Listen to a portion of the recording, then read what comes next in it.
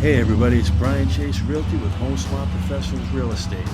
I have coming soon 1447 Chopmist Hill Road in Sciuate, going for $665,000.